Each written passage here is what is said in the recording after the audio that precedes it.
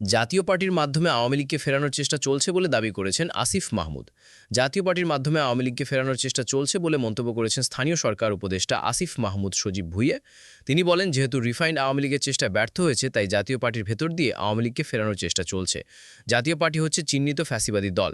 আজ রোববার বিকেলে ঢাকা মেডিকেল কলেজ ঢামেক হাসপাতালের জরুরি বিভাগে চিকিৎসাধীন গণ অধিকার পরিষদের সভাপতি নুরুল হককে দেখতে যান আসিফ মাহমুদ।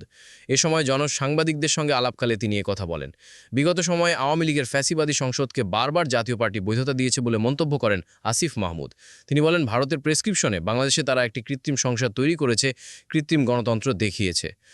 তিনি বলেন, এই চিহ্নিত ফ্যাসিবাদীদের কোনোভাবে যদি সমর্থন দেওয়া হয়, তাহলে সেটি যেমন সরকারের পক্ষ থেকে গ্রহণযোগ্য নয়, তেমনি জনগণের পক্ষ থেকেও ফ্যাসিবাদ বিরোধী রাজনৈতিক দলগুলো তা রুখে দাঁড়াবে বলে আমি প্রত্যাশা করি। অংশগ্রহণমূলক নির্বাচনের নামে অনেকেই আওয়ামী লীগকে বাদ দিয়ে রাজনৈতিক কিংবা গণতান্ত্রিক সেটেলমেন্ট চায় না বলে অভিযোগ করেন স্থানীয় সরকার উপদেষ্টা। তিনি বলেন, ফ্যাসিবাদ বিরোধী রাজনৈতিক দলগুলো যদি সরকারি দল ও বিরোধী দলে পরিণত হয়, তাহলে সেই সেটেলমেন্ট বাস্তবায়িত হয়ে যাবে। সেই জায়গা থেকে অনেকে আওয়ামী লীগকে নানা ফরম্যাটে আনতে না পারলে নির্বাচন বানচারের চেষ্টা করবে। জাতীয় পার্টিকে নিষিদ্ধ করার প্রশ্নে আসিফ মাহমুদ বলেন, সরকার এই বিষয়ে এখনও কোনো অফিসিয়াল সিদ্ধান্ত নেয়নি, তবে সরকার ইতিমধ্যে স্টেক হোল্ডারদের সঙ্গে বৈঠকে বসেছে। আজকেও মাননীয় প্রধান উপদেষ্টা কয়েকটি রাজনৈতিক দল ও জুলাই অভ্যুত্থানের কয়েকটি সংগঠনের সঙ্গে বৈঠক করবেন। রাজনৈতিক দলগুলো এবং জনমনের পক্ষ থেকে যে বক্তব্য আসবে, সে অনুযায়ী সরকার বিবেচনা করবে।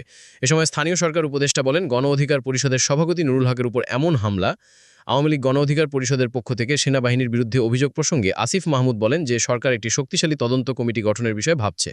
এটা কোনো সাধারণ রাজনৈতিক কর্মীর উপর হামলা নয়, বরং একটি রাজনৈতিক দলের প্রধান নেতার উপর হামলা। আওয়ামী লীগের সময়েও এ ধরনের ঘটনা ঘটতে দেখিনি, এটা অত্যন্ত দুঃখজনক। তিনি বলেন, এই হামলার বিচার করে ভবিষ্যতে যাতে কেউ এই ধরনের ন্যাক্কারজনক ঘটনা ঘটানোর সাহস না পায়, সেটি নিশ্চিত করতে সরকার বদ্ধপরিকর।